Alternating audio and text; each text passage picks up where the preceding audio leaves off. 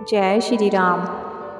सुग्रीव ने सभी वानरों को सीता को ढूंढने का आदेश दे दिया। उसी बीच सुग्रीव हनुमान से बोले, हे हनुमत, पृथ्वी, आकाश, पाताल, देवलोक, वन, पर्वत, सागर, ऐसा कोई स्थान नहीं है जहाँ तुम्हारी गति न हो।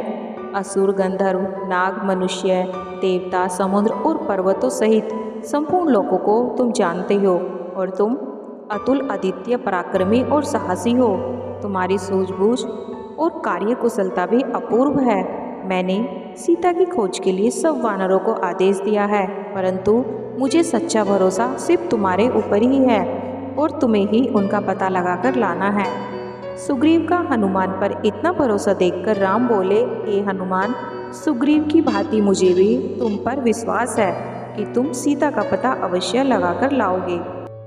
इसीलिए मैं तुम्हें अपने नाम की यह मुद्रिका देता हूँ। जब कभी भी तुम्हें जानकी मिले तो तुम उसे यह दे देना। इसी पाकर वह तुम्हारे ऊपर संदेह नहीं करेगी, तुम्हें मेरा दूत समझकर सारी बातें बता देगी।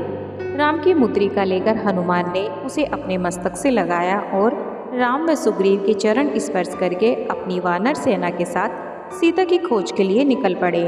उन्होंने वनों, पर्वतों, घाटियों, ऋषि मुनियों के आश्रमों, सागरों, द्वीपों, राक्षसों के आवासों आदि को छान मारा, परंतु उन्हें कहीं भी जानकी का पता नहीं लगा। अंत में वे थक हार कर एक स्थान पर बैठकर सोचने लगे। तभी एक दूसरे वानर ने उनसे कहा, हमने उत्तर, पूर्व और पश्चिम दिशा का कोई स्थान नहीं छोड़ा, किंतु सीता का कुछ पता नहीं चला। मेरे विचार से अब हमें दक्षिण दिशा की ओर प्रस्थान करना चाहिए। इसीलिए अब अधिक समय नष्ट न करते हुए हमें तुरंत दक्षिण की तरफ चल देना चाहिए। यह सुनकर हनुमान तुरंत दल विंध्याचल पर्वत पर जा पहुँचे। वहाँ की गुफाओं, जंगलों, पर्वतों, शिखरों आदि को छान मारा, लेकिन सीता का वहाँ भी कुछ पता नहीं चला। इस प्रकार जानकी की खोज के लिए सुग्रीव के द्वारा दिया गया समय भी व्यतीत हो गया। सभी वानर निराश हो गए और सुग्रीव के द्वारा दिए जाने वाले दंड के बारे में सोचकर भयभीत हो गए। उनकी निराशा और भय को देखकर महाबुद्धिमान अंगद ने कहा, निराश और भयभीत होने की आवश्यकता नहीं है।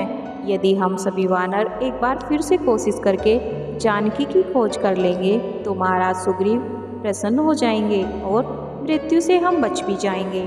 कर्म का फल देर सवेर मिलता जरूर है, इसीलिए हमें कर्म करते रहना चाहिए। अंगद की बात सुनकर सभी वानरों ने एक बार फिर से जानकी की खोज करना प्रारंभ किया।